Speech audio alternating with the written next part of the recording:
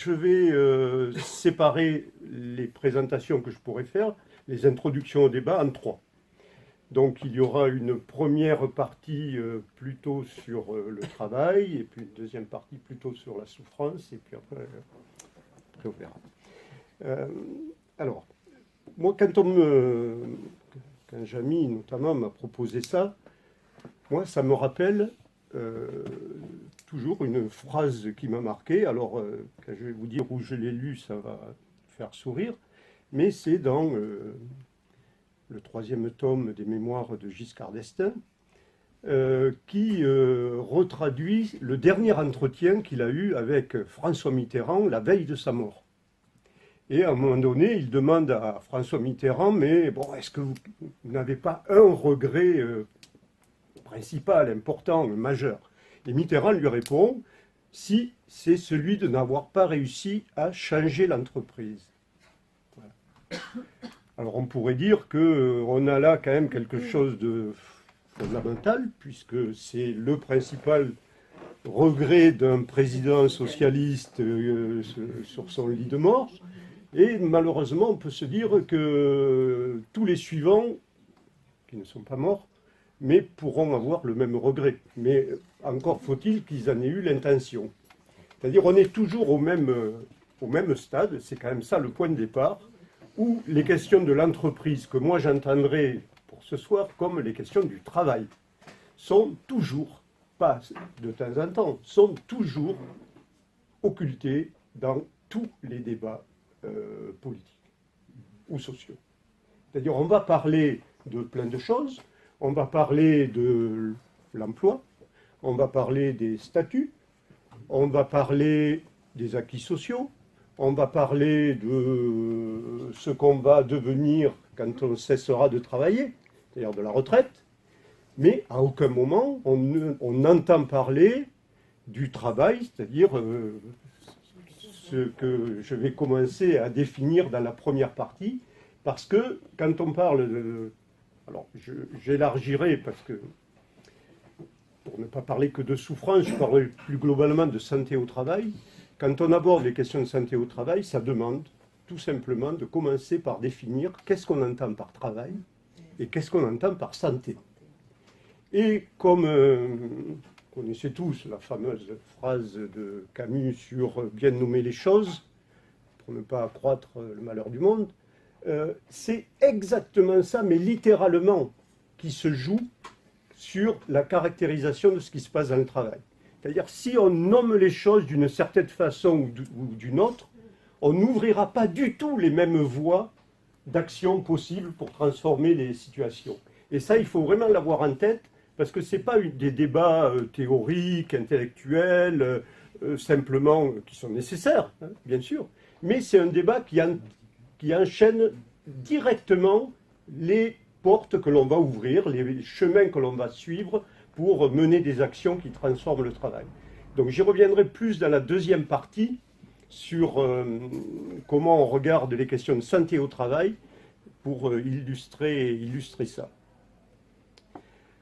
Voilà, l'exemple qui me semble le plus évident du fait qu'on ne discute jamais du travail, c'est quand même les 35 heures. Les 35 heures qui, je pense ici, sont un acquis social que tout le monde a envie de défendre en tant qu'acquis social, mais à l'occasion de la mise en place des 35 heures, on ne s'est pas posé du tout.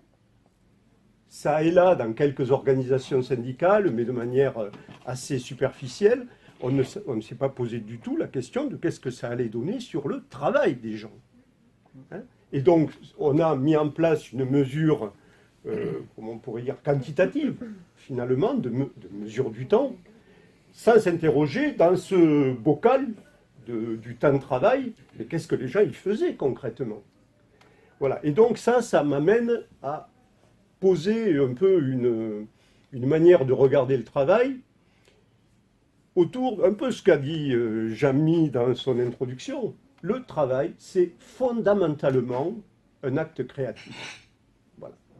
Donc c'est un engagement des salariés, des individus, on pourrait aller au-delà de la question du salariat, mais c'est un engagement des salariés pour faire tenir ensemble des choses qui ne tiendraient pas facilement ensemble toutes seules. Voilà, c'est un engagement dans le monde. Dans le salariat, dans les entreprises, alors quand je vais dire entreprise, il faut vraiment, d'emblée, c'est par facilité de langage, entreprise, administration, association, voilà, tout ensemble, toute organisation. L'essentiel de l'activité humaine, du travail donc, consiste à combler un écart, qui est l'écart entre la manière dont les concepteurs du travail organisent les choses, la manière dont ils imaginent que va se dérouler une activité productrice, et la réalité qui, elle, est faite de multiples aléas, incidents. C'est Zarifian, un sociologue, qui disait « Travailler, c'est gérer de l'imprévu ». Voilà. Et toute activité de travail, c'est gérer de l'imprévu. Et c'est gérer de l'imprévu, très souvent, contre l'organisation qui a été mise en place, qui très souvent aussi a été mise en place sur un mode très taylorien, c'est-à-dire que l'on a imaginé un déroulement de travail, mais sans prendre en compte tous les aléas, les variabilités, les incidents, et quand il s'agit par exemple quand on est dans de la relation de service, on s'est basé sur un usager moyen, un client moyen, et pas du tout sur la réalité concrète de ce que les gens allaient devoir, à quoi ils allaient devoir se confronter dans le travail. Voilà. Et donc, l'activité de travail, c'est toujours combler cet écart entre ce qui a été défini par l'organisation, travail prescrit, et la réalité de ce que les gens trouvent au quotidien et tout ce qu'ils ont à gérer, qui peut être de l'ordre du technique, de l'humain, de l'organisationnel. Voilà. Et donc, le travail réel, c'est toujours un acte créatif. L'individu va s'engager justement pour combler cet écart. Le problème, c'est que cet écart-là, eh bien, il peut être extrêmement coûteux en fonction de la manière dont le travail a été organisé au préalable. Et ça amène à faire un petit focus sur la manière dont le travail a évolué ces dernières années. Jamy l'a rappelé, il y a de grandes enquêtes qui sont menées sur le travail, et ce qui ressort systématiquement de ces enquêtes, c'est le fait que le travail est de plus en plus exigeant. Voilà. Et donc, il est de plus en plus exigeant autour de deux phénomènes. D'une part, une augmentation de ce qu'on appelle les horaires atypiques. Donc les gens sont amenés à travailler à des horaires de plus en plus décalés par rapport à une journée de travail, que ce soit de manière imposée ou que ce soit de manière volontaire, comme étant perçu inévitable pour arriver à s'acquitter de la tâche qui est confiée. Donc je pense à beaucoup de secteurs où on ne demande pas formellement aux gens de faire des heures supplémentaires, mais les personnes n'imaginent pas pouvoir faire leur travail dans le temps qui est imparti. Donc on y reviendra parce que ce sont aussi ça des ressorts de la souffrance au travail. Donc première caractéristique des exigences du travail, la question des horaires atypiques, on pourra en parler très longtemps. La deuxième caractéristique des évolutions, c'est l'intensification du travail. Et ça, c'est un phénomène qui a une vingtaine d'années environ, depuis on va dire les années 80, où l'intensification a pris plusieurs formes. Il peut y avoir faire plus avec moins de personnes, ou faire plus avec un nombre équivalent de personnes d'ailleurs, ou faire autant avec moins de personnes. Vous voyez, il peut y avoir toutes les variantes possibles, mais grosso modo, quand même, ça veut dire qu'on a fait peser sur le travail des objectifs de productivité en os, voilà, soit d'une manière ou d'une autre. Ce qui est compliqué dans l'intensification, c'est pas que ce que mon collègue appelle, c'est pas que la question de l'intensification de débit, c'est-à-dire faire plus hein, avec moins de moyens ou avec des moyens équivalents. C'est comme si on faisait couler plus d'eau dans un même tuyau ou qu'on augmente le débit. Non, il n'y a pas que cette forme-là. C'est que quand on intensifie le travail, et c'est ça qui est aussi important pour ce qu'on va voir après, c'est qu'on change la nature du travail. Mais le travail, comme je l'ai très rapidement défini, comme activité humaine. Donc on change la nature de l'activité humaine. C'est pas je fais la même chose plus vite, c'est que je fais la même chose différemment. J'ai moins de temps, par exemple, pour discuter du travail avec mes collègues. J'ai moins de temps pour échanger avec eux sur la manière de se dépatouiller d'une situation un peu complexe. C'est la première fois que je rencontre, que j'ai à traiter ce dossier ou que je rencontre un cas médical qui se présente comme ça, etc. etc. Hein, vous voyez ce genre de phénomène. Et donc, la diminution de ces temps d'échange sur le travail, ça va aussi avoir comme conséquence que les collectifs de travail vont être plus fragilisés.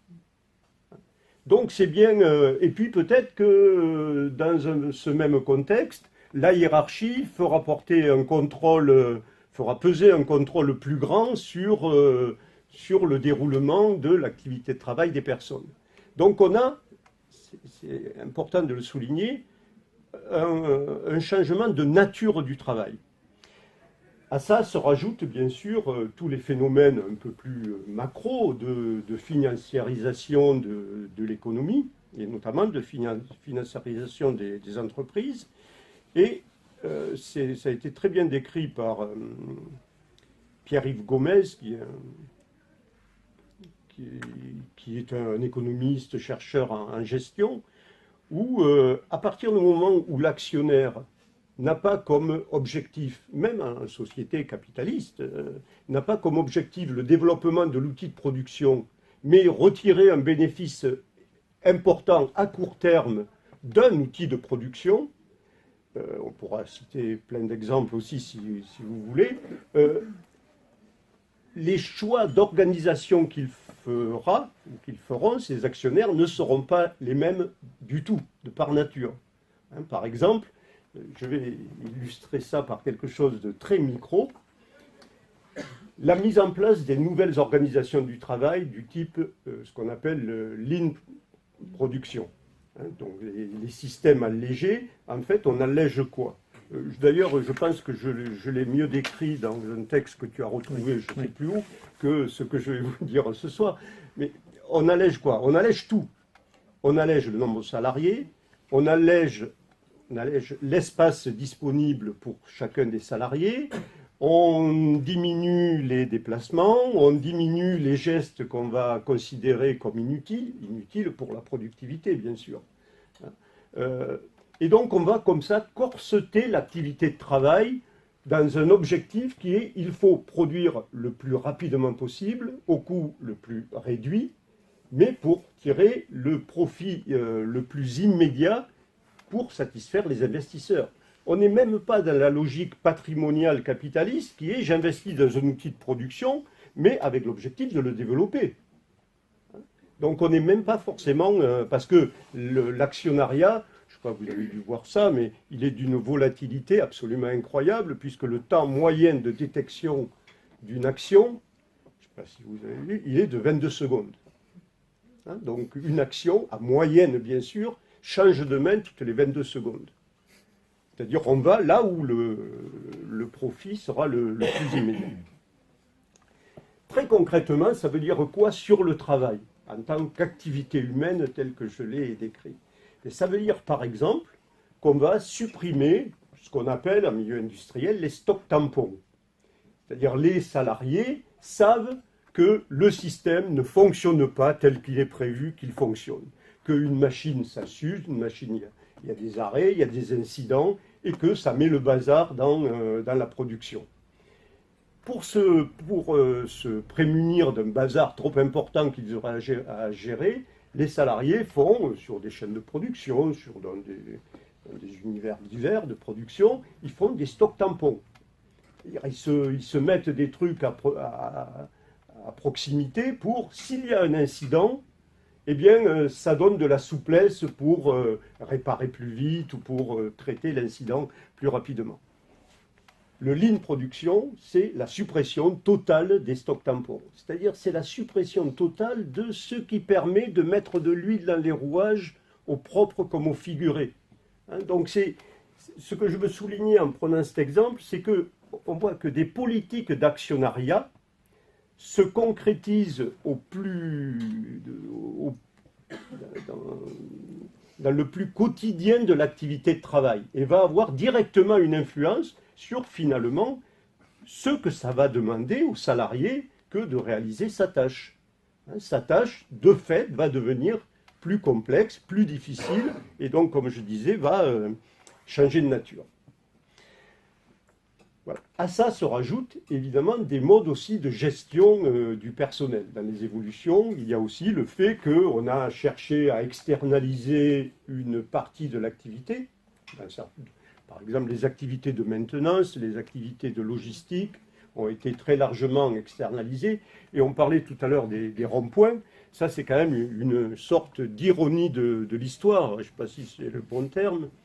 Mais le fait de bloquer les ronds-points, c'est bloquer le centre névralgique qu'est devenue la route dans la société libérale. Et on sait qu'aujourd'hui, la majeure partie de la production des entreprises n'est pas stockée. Parce que, je prenais l'exemple des stocks intermédiaires, mais c'est vrai pour tous les stocks.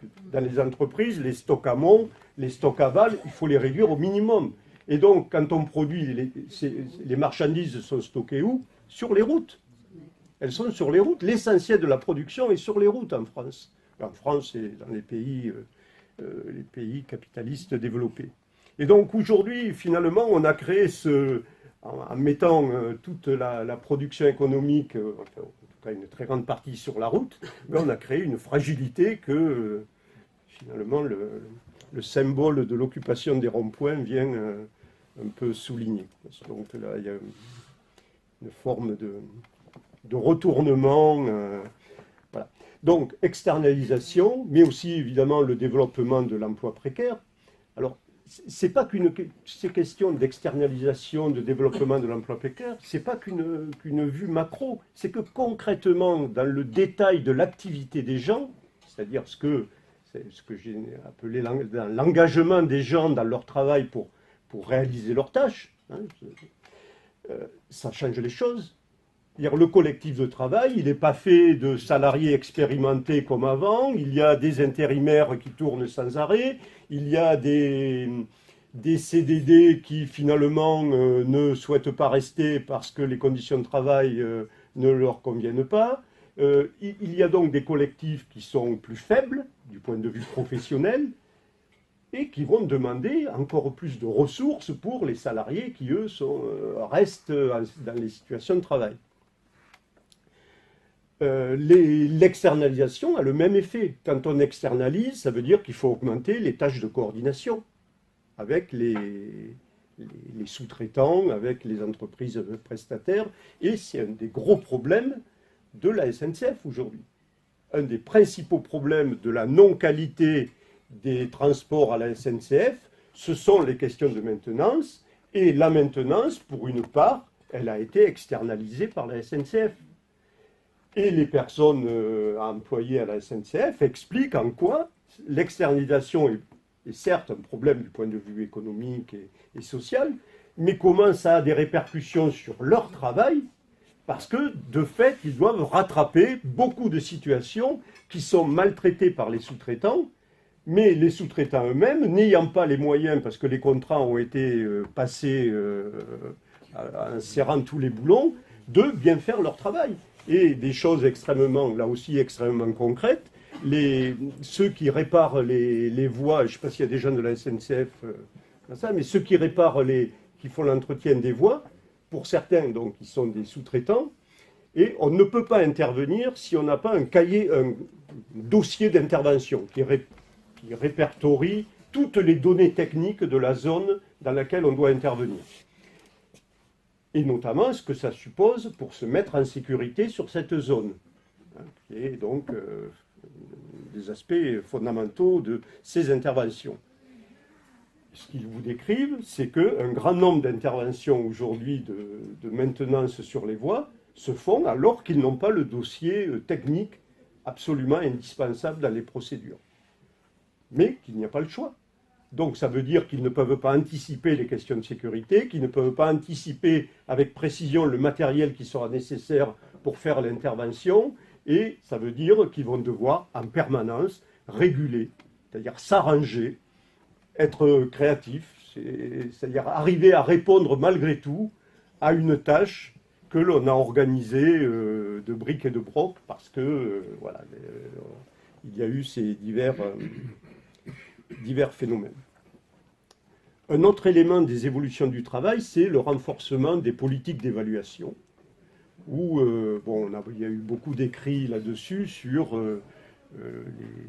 les évaluations individuelles du travail. Et la première chose qu'il faut souligner, c'est que ces politiques d'évaluation sont l'officialisation que le travail est une affaire individuelle. Il n'y a jamais de politique collective d'évaluation du travail, on n'entend jamais parler. Les évaluations annuelles ne sont jamais collectives.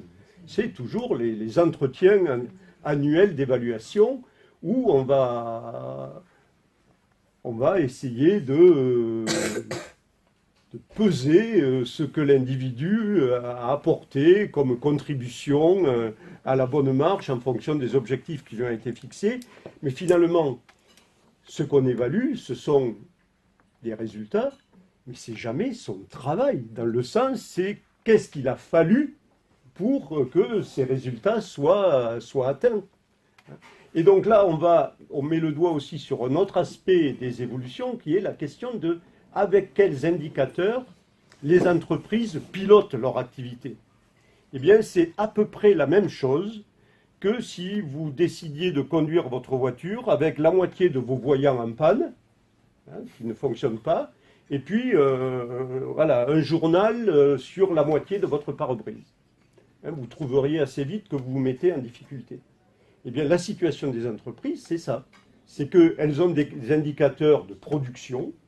Bon, je pourrais rentrer dans les détails, mais ce n'est pas forcément le lieu. Mais elles n'ont jamais d'indicateur de à quel coût cette production a été réalisée. À quel coût humain, à quel coût social.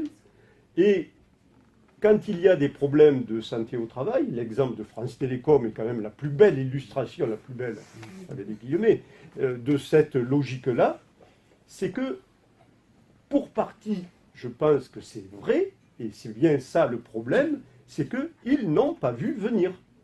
Ils n'ont pas vu venir l'ampleur des dégâts sociaux qu'ils avaient produits. Mais le problème, c'est que, comme c'est Milan Kundera qui disait qu'on est aussi coupable de ne pas savoir. Hein. Et donc, voilà. Mais ça veut dire qu'ils pilotent avec des indicateurs qui ne sont pas du tout en prise avec la réalité de l'activité de travail telle qu'elle est mise en œuvre par les hommes et les femmes dans les entreprises. Et en gros, c'est ce qu'on voit quand il y a des échanges avec des représentants du personnel ou des organisations syndicales. Vous vous plaignez des conditions de travail, mais finalement, les résultats, ils sont atteints. Donc, c'est que si les conditions de travail étaient si dures que ça, vous n'atteindriez pas les résultats. Eh bien, ça, c'est un raisonnement qui est absolument erroné. Ce n'est pas parce que les conditions de travail sont difficiles que les gens ne vont pas continuer à s'engager pour que le travail soit bien fait. Voilà. Et donc là, je le développerai un petit peu plus dans la partie sur la santé au travail, mais c'est quand même un ressort important. Dernière chose, je me suis mis comme ça quelques éléments. Dernière chose avant-dernière que je voudrais évoquer sur les évolutions de travail, c'est la manière dont aujourd'hui la subjectivité fait partie de la prescription du travail. C'est-à-dire, quand on est dans les organisations du travail telles qu'on les connaît aujourd'hui, tu as parlé des risques psychosociaux ou du stress. Voilà, on va avoir deux types de politiques qu'on va déployer par rapport à ce qu'on va appeler, on va dire le stress, pour l'instant. On en parlera plus tout à l'heure. Première chose, les entreprises vont chercher à ce que les salariés soient capables de bien gérer leur stress. Voilà. Et donc, on va faire des formations à la gestion du stress. Étant entendu, bien sûr, que ça veut dire que le stress, le mal-être, ou on l'appelle comme on veut, c'est une affaire individuelle. Donc, si c'est une affaire individuelle, on va les aider à se dépatouiller avec ces choses-là.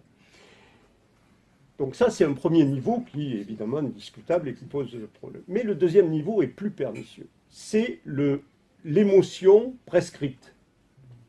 C'est-à-dire il y a maintenant un certain nombre d'activités de travail où on va, dans les tâches qui sont confiées, dans la prescription du travail, on va demander aux gens de témoigner de l'empathie, de témoigner leurs émotions, de témoigner leurs ressentis. La caricature de ça, c'est le fameux SBAM des caissières.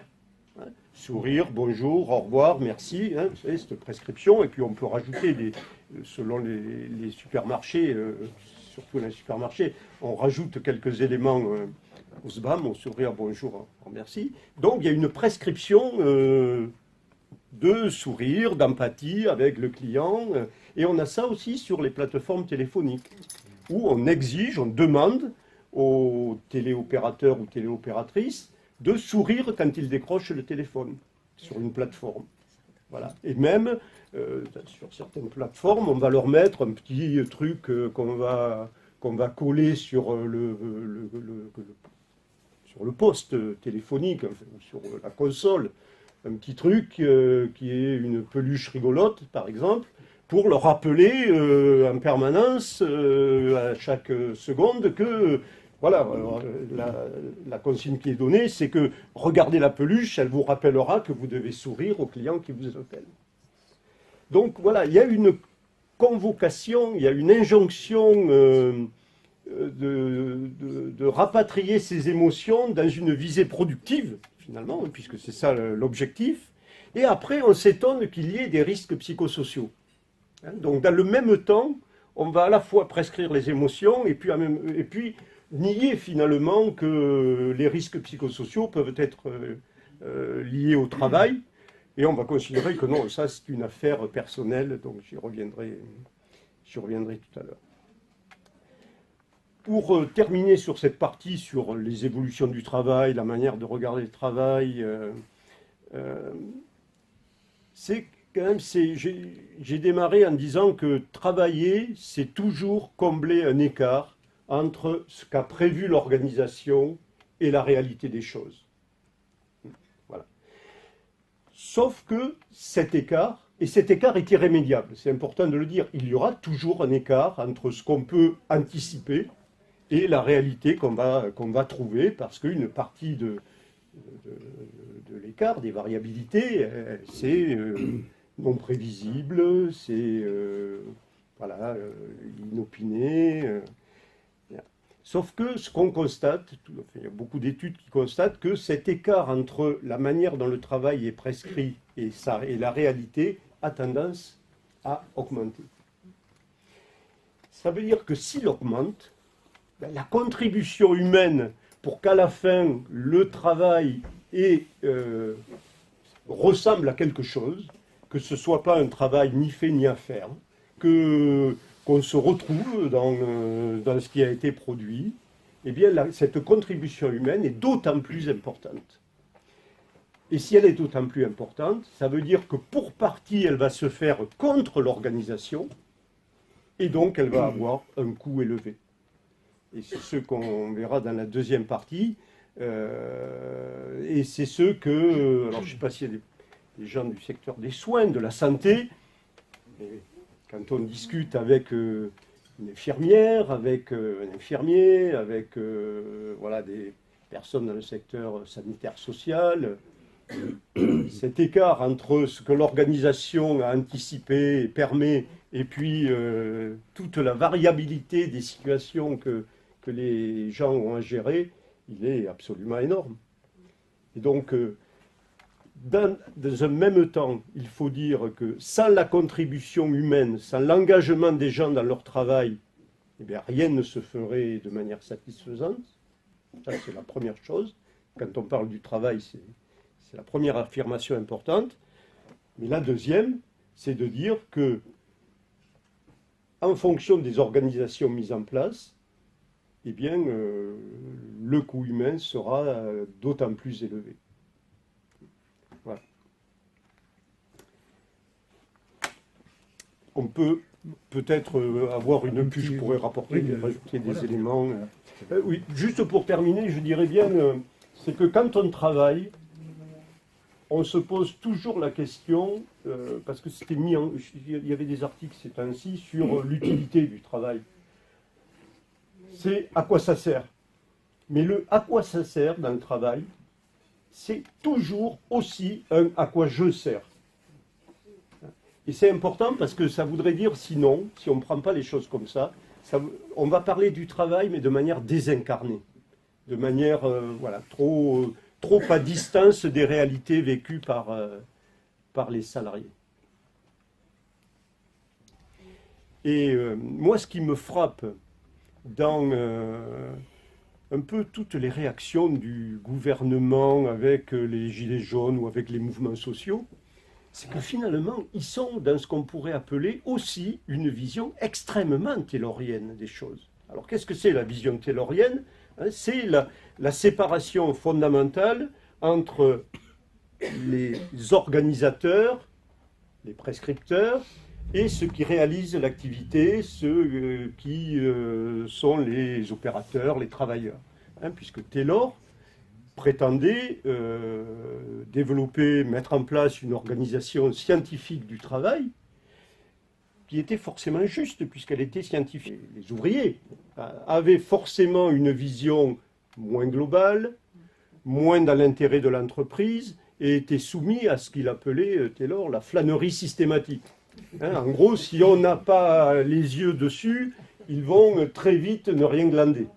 Pour le dire dans d'autres mots moins scientifiques. Mais c'est ça, la lutte contre... C'est exactement ça, la lutte contre la flânerie systématique. Et c'est exactement cette même vision qui pousse au contrôle individuel des salariés à travers notamment les entretiens individuels ou à travers d'autres formes de contrôle. C'est qu'on se dit toujours, mais si je laisse des marges de manœuvre, qu'est-ce qui me dit qu'ils ne vont pas en profiter pour faire autre chose que ce que j'attends d'eux? Donc, on n'a jamais trouvé mieux pour l'instant en matière d'organisation du travail, c'est une image bien sûr, que je développe les contrôles pour m'assurer de la docilité, ou pour en tout cas pour m'assurer que les salariés agissent dans le sens de l'entreprise, attendu par l'entreprise. Pour faire ça, c'est le génie de Taylor, c'est que si leur tâche est trop complexe, c'est plus compliqué à contrôler. Donc je divise le travail en tâches élémentaires, et les tâches élémentaires sont beaucoup plus faciles à contrôler que des tâches complexes. Et contrairement à l'idée qu'on est passé à une société post-taylorienne, ce qu'on voit quotidiennement dans les entreprises, c'est des formes de néo-taylorisme, où on continue à agir, et dans le même esprit, et à organiser le travail de la même manière. C'est-à-dire, il y a des gens, alors c'est plus le bureau des méthodes de l'industrie, il y a toujours des bureaux de méthode dans l'industrie automobile, mais c'est plus les mêmes profils tout à fait qu'au moment de Taylor, mais c'est toujours des ingénieurs qui conçoivent le travail avec une vision éloignée de la réalité du terrain, du travail, et donc qui le construisent, qui le conçoivent de manière extrêmement scientifique pour eux, et qu'ensuite, si ça foire, passez-moi l'expression, c'est que finalement les gens ne se sont pas tenus à la prescription. Sauf que ce raisonnement-là, c'est exactement le contraire de ce que je vous disais, c'est-à-dire l'idée que, quoi qu'on fasse, travailler, c'est toujours gérer de l'imprévu, et ce qui permet de le gérer au mieux, c'est la contribution des hommes et des femmes dans leur travail.